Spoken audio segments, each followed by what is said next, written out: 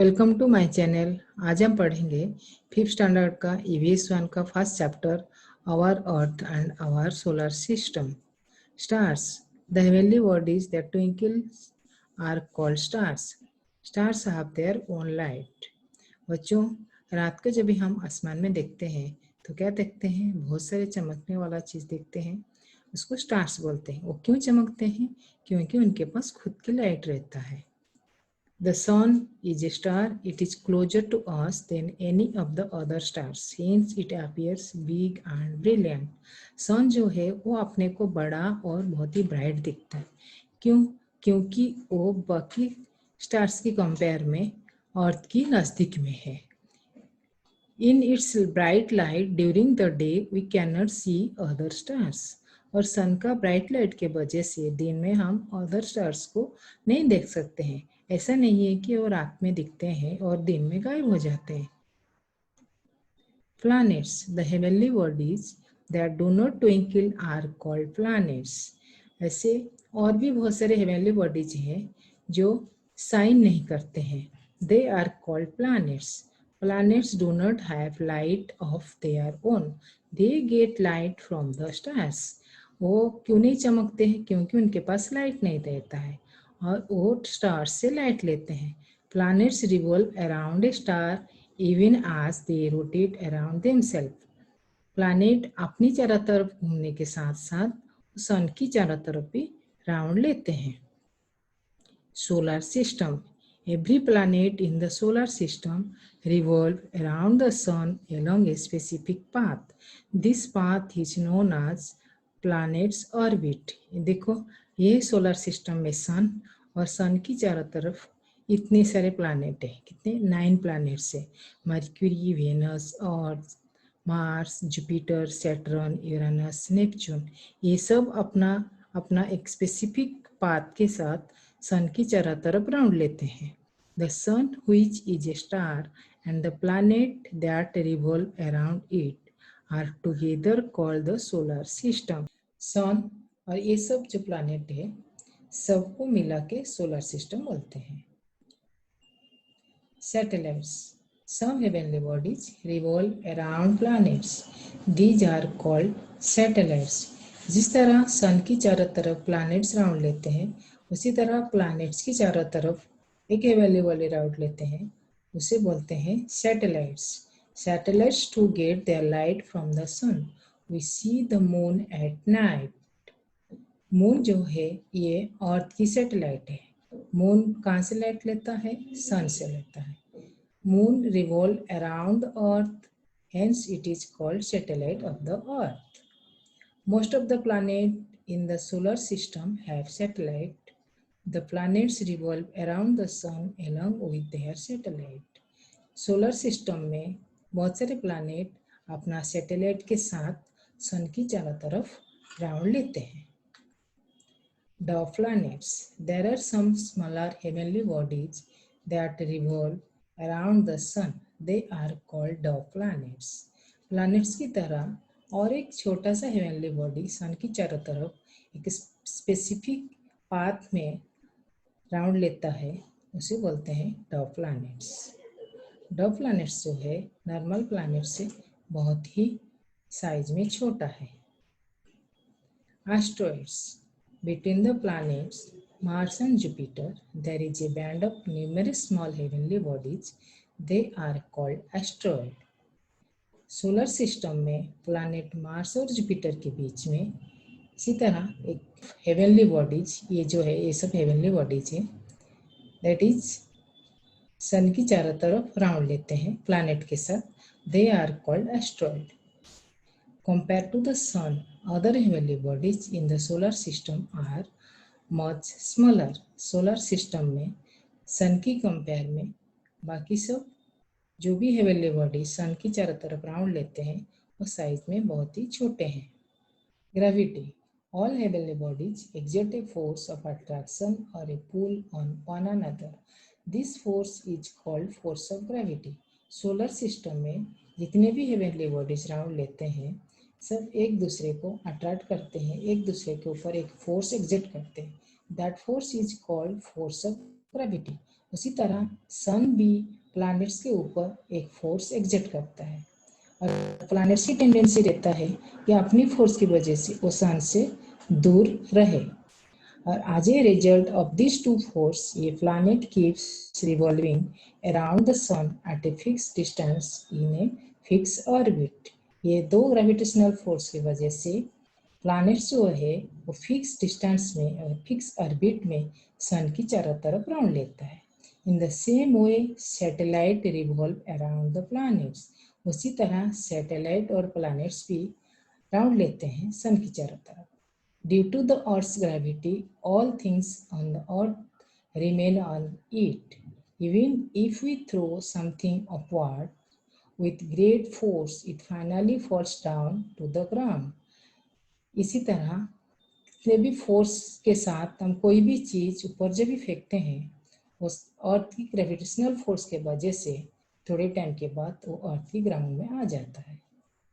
In new Earth space, the emptiness between and beyond the stars and planets is called space or outer space. अभी हमने stars और planets के बारे में पढ़ा है.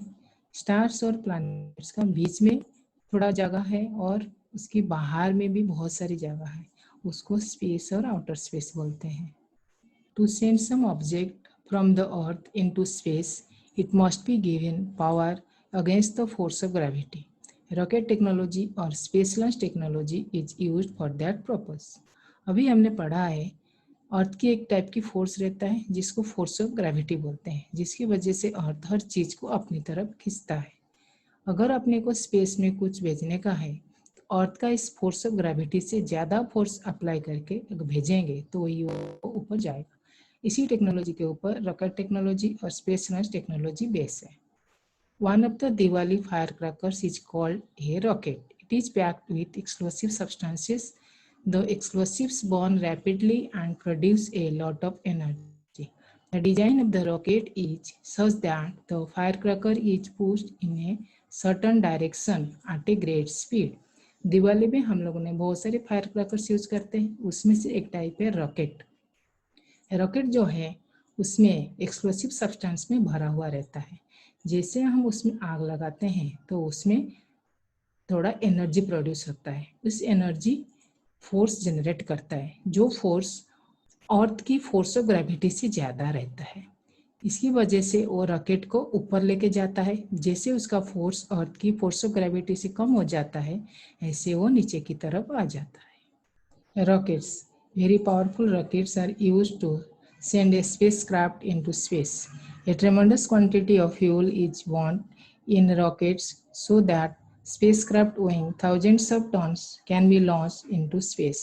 स्पेस में जो स्पेसक्राफ्ट भेजते हैं वो बहुत हेवी होता है. उसका वजन लगभग थाउजेंड्स ऑफ टन्स में होता है. इसके लिए वेरी पावरफुल रॉकेट का यूज होता है और वो रॉकेट में बहुत सारी क्वांटिटी की फ्यूल यूज होता है. जैसे रॉकेट स्टार्ट होता है ये फ्यूल जलने लगता है. जल के बहुत सारी फोर्स जनरेट होता है जो फोर्स स्पेसक्राफ्ट को स्पेस में लेके जाता है. Our country is well known for the development of its space launch technology. Some spacecraft remain in space, some are brought back to earth while some land on other planets और satellite. अपना country India space technology के लिए बहुत famous है. हम space में जो भी स्पेसक्राफ्ट भेजते हैं उसमें से थोड़ा स्पेस में रह जाता है और थोड़ा हम अर्थ में लेके आते हैं और थोड़ा स्पेसक्राफ्ट अदर प्लैनेट्स और सैटेलाइट में लॉन्च होता है. Chandrayaan-1 on 22 October 2008, the Indian Space Research Organization ISRO launched a spacecraft to the moon. The mission is known as Chandrayaan-1.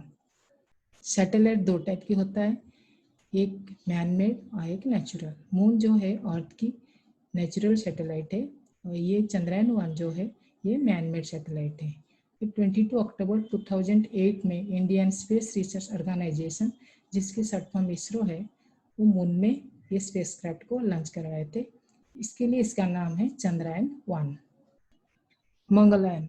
Mangalyaan is another important Indian space mission. It is known as MOM or Mars Orbit Mission. It was launched on 5 November 2013. It got established in an orbit around the planet Mars on 24 September 2014. Mangalyaan जो है ये और एक manmade satellite है। इसको short form में MOM बोलते हैं, फुल नेम है मार्स ऑर्बिट मिशन। ये 5 नवंबर 2013 में मार्स के लिए लॉन्च हुआ था। लगभग एक साल के बाद 24 सितंबर 2014 में वो मार्स की ऑर्बिट में राउंड लेना स्टार्ट किया। ISRO achieve this feet in its first attempt. Both these missions are unmanned, that is, there were no people on board this spacecraft. The objective of the mission is a deeper study of the moon and Mars. ISRO ने पहली बार में ये Mangalyaan mission को complete किया था। चंद्रयान और मंगलयान ये दोनों मिशन में कोई भी इंसान नहीं गए थे, इसके लिए उसको अनमैन मिशन बोलते हैं। ये दोनों मिशन का एम है मार्स और मून के बारे में ज़्यादा जानकारी लेने का। Astronauts. In some missions, scientists also travel in the spacecraft. They are called astronauts. Find out more about the work of Kalpana Chawla and Sunita Williams, astronauts of Indian origin. कोई mission में spacecraft के साथ scientist भी travel करते हैं, वो scientist को astronaut बोलते हैं। कल्पना चावला, सुनीता विलियम्स दो एस्ट्रोनॉट हैं जो इंडिया को बिलोंग्स करते हैं। Do you know Indian astronaut? Rakesh Sharma became the first Indian astronaut to go into space in 1984. He spent 8 days on a space station for a joint mission of the ISRO and the Soviet Intercosmos. Seeing India from space, he said that it looked सारे जहां से अच्छा। Rakesh Sharma first Indian astronaut है जो space में 1984 में गए थे और स्पेस में वो 8 दिन रुके थे। ये जो मिशन था इसरो और सोवियत इंटरकॉस्मस का जॉइंट मिशन था। स्पेस से इंडिया को देख के सारे जहां से अच्छा बोले थे। Man-made satellites. Man-made satellites provide useful information for agriculture, environment, weather forecasting, making maps, and searching for water and mineral oil on the earth. They are also used for telecommunication. They are put into orbit around the earth. They can remain in space for many years. Satellites दो type की होता है, एक natural और एक man made. Moon जो है वो अर्थ की नेचुरल सैटेलाइट्स है। हम लोगों ने अभी पढ़ा चंद्रयान और मंगलयान, ये दो स्पेसक्राफ्ट है वो मैनमेड सैटेलाइट्स है। इसी तरह हम अर्थ की ऑर्बिट में भी मैनमेड सैटेलाइट्स भेजते हैं जो अपने को हेल्प करता है एग्रीकल्चर के बारे में इंफॉर्मेशन लेने के लिए, एनवायरनमेंट के बारे में हेल्प करता है, वेदर फोरकास्टिंग में हेल्प करता है, मैप मेकिंग में हेल्प करता है और अर्थ की फेस में सर्च करता है कहाँ वाटर है और कहाँ मिनरल वेल्थ है। और टेलीकम्युनिकेशन के लिए भी हेल्प करता है जिसके वजह से हम टीवी देख सकते हैं, मोबाइल यूज कर सकते हैं और टेलीफोन यूज कर सकते हैं। हम रोज इस चीज़ को कर सकें इसके लिए वो अर्थ की ऑर्बिट में बहुत सालों के लिए रहता है। Always remember, space scientists have not yet been able to find a single other planet which has life on it. Therefore, our Earth is an invaluable planet. The degradation of its environment for any region will be a threat to the existence of life itself. Space scientist ने अब तक जितने भी research किए हैं उनको अर्थ के सिवा कोई ऐसा एक भी प्लैनेट नहीं मिला जहाँ कोई रह सके। इसके लिए अर्थ जो है बहुत ही वैल्यूबल है और हम लोगों को अर्थ की एनवायरनमेंट के ख्याल रखना चाहिए, उसको पॉल्यूट नहीं करना चाहिए। अगर वो पॉल्यूट हो जाता है तो ये अर्थ के लिए भी खतरा है और हम लोगों का लाइफ के लिए भी खतरा है। इसी के साथ अपना ये चैप्टर कंप्लीट हुआ। अगर आपको ये वीडियो अच्छा लगा तो please like, share and subscribe कीजिए।